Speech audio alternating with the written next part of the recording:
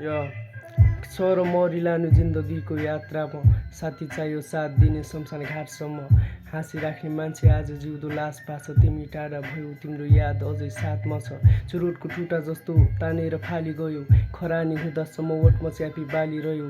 टन्नै छ माया भन्थ्यौ आज किन खाली भयो। मायाको व्यापार गर्ने तिमी त व्यापारी रहेछौ।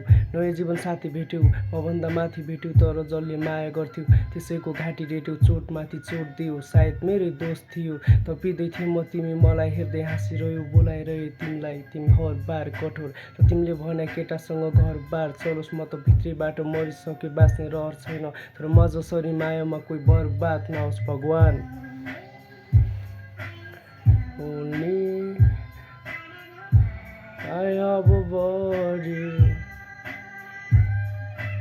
किन तिमी मेरो सपनीमा आउँछौ राति किन विपनीमा पनि मलाई सताइराख्ने पागल चाहिँ भएको छस् भन्छ मेरो सबै साथी के भएको होला प्लिज भनिदेऊ स्पष्ट पारी।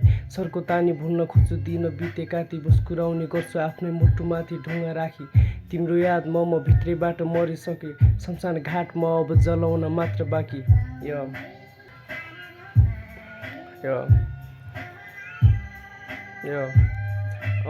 सम्पत्ति के नै हो र मल्ने थिए धनी कुरा चल्दै थियो दुवै घर गर्ने बिहे धरिया सी इज दी वान सायद भन्ने थिए मनी तर बुझ्दै जाँदा रहेछ तिम्रो अन्य पिरे पनि।